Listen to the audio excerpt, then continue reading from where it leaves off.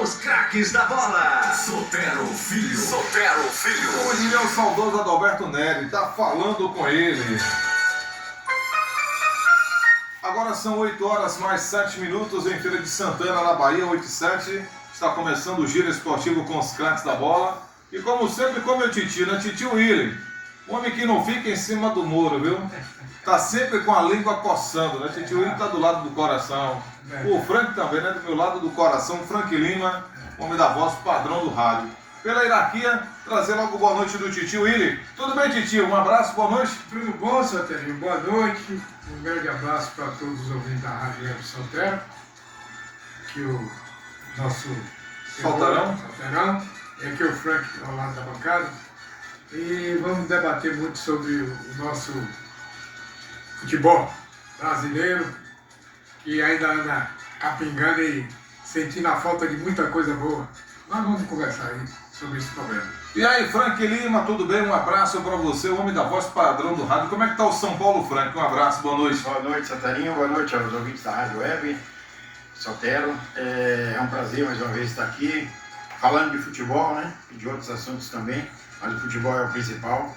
São Paulo tá mal, né? São Paulo horrível ontem, jogo feio. Se a gente não fosse tão apaixonado por futebol, a gente diria que parece que entregou o jogo mesmo pro Palmeiras ser desclassificado, né? Foi horrível, futebol feio demais. Não que a Ponte Preta não mereceu, né? Tem que dar mérito a Ponte Preta a vitória dentro do Morumbi, mas não pode acontecer, né? O São Paulo, com o elenco que tem, não pode perder para a Ponte dentro de casa e precisando de pontos para poder ficar em primeiro do grupo, né?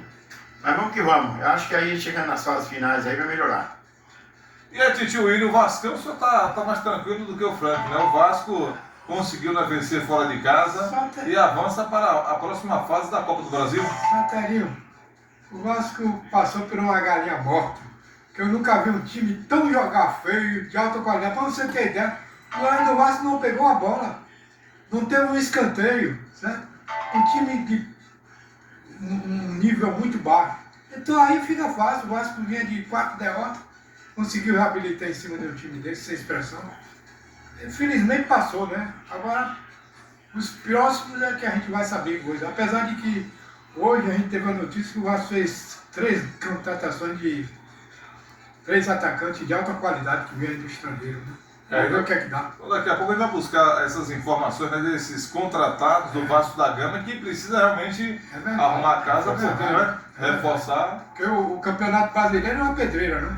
Ele sabe muito bem, né? E a Copa do Brasil também, né? Tem a Copa do Brasil, precisa, Um né? calendário muito apertado. Calendário apertado. Tem um elenco bom, né? Esse calendário do futebol brasileiro que a gente bate sempre na tecla, né? Precisa de uma. Os dirigentes, a Confederação Brasileira, os clubes precisam sentar e ver que esse calendário não dá certo. Não dá certo. É um calendário apertado, você não tem como treinar, é jogo em cima de jogo. Domingo é Vasco e Botafogo, né? É. O Botafogo vai jogar daqui a pouco pela Recopa. Pela Recopa. Contra o Racing. Pois é. E na Argentina, quando é. O problema é o seguinte, que eu sempre bati na tecla e acho que é o caminho mais certo. Reduzir a quantidade de jogos do Campeonato Brasileiro, certo? Porque só beneficia a quem? A Rede Globo e a CBF que arrecada dinheiro, certo? Bota o primeiro turno entre si, segundo turno mata-mata, meu gente. A gente não tem a Copa do Brasil que é assim. Vamos puxar para esse lado também. O certo é isso. Isso é uma solução, e outra seria diminuir os jogos dos campeonatos estaduais, né? Que os clubes grandes entraram na segunda fase. Para não deixar os clubes menores sem jogar, eles jogariam a primeira fase e os clubes grandes entrariam na segunda. Isso, seria uma solução também. É porque os estaduais, vocês já viram, hoje já apertadinho, né? Um campeonato baiano, que a gente fala campeonato baiano, não é um campeonato. É um torneio, 13 jogos, quer dizer, primeira fase são 9 jogos, aí depois você vai para a semifinal, mais 2 jogos, e mais 2 jogos para quem chegar na final, que dá um total de 13 jogos para quem chegar na final. Soterinho, além do mais, é um campeonato sem motivação, sem premiação. Mas não é só o baiano não, outros estaduais também, todo mundo com a corda no pescoço. Agora, precisa encontrar uma solução para desafogar, porque está muito apertado. Você vê de 10 times, 4 já estão praticamente classificados, só um que tem chance de entrar, que é o Juazeirense ainda. Né? Juazeirense, Juazeirense e Atlético. E já tem 2 Não, o rebaixados. Atlético está em 4º lugar, né? Ele É tá o dentro. Atlético, é. A briga é agora pela 4ª colocação entre Atlético e Juazeirense. Juazeirense. E Juazeirense. Exatamente. Eu fico sentido, Sotério, pelo rebaixamento do Colo-Colo e do Jacobina, porque, veja bem, um clube que luta com dificuldade financeira para poder pagar a folha de pagamento e outras coisas mais. Então, um campeonato deficitário sem público não tem renda. E, além do mais, não tem premiação, não tem ajuda de ninguém. É a falência total dos clubes. Aí Eu digo fica direto, eu estou cansado de falar, os clubes fazem a festa para a Federação Baiana de Futebol, porque o que repassa não dá nem para fazer futebol amador. O que é passado pela Federação Baiana não tem nem como fazer futebol amador. É verdade. Só fecham no vermelho, pode ter certeza.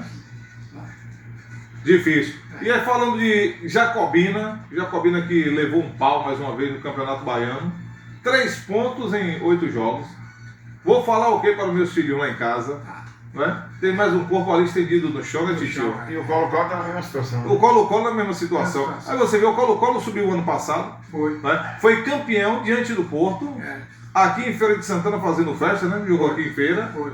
E chega na primeira divisão, não teve estádio, faltou competência dos seus dirigentes, faltou organização, faltou planejamento, o resultado está aí. Como 3 de quem pontos. sonhou e não deu continuidade ao sonho. Sonhou e não deu continuidade. Eu, Perfeito. Santarinho, eu volto a falar, o grande culpado de tudo isso são os prefeitos das cidades onde esses clubes estão Não, sediados. os prefeitos têm culpa, é claro Tem que a gente culpa. sabe que Mas não é a precisa, culpa mas a maior. culpa não é maior. A culpa são dos dirigentes, que a gente sabe da dificuldade de entender, porque não é fácil fazer futebol, não é fácil, entendeu? Não é o prefeito que vai chegar e vai dar dinheiro ao clube para o clube Olha, contratar. o que a gente estava falando do Fluminense antigamente, continua acontecendo.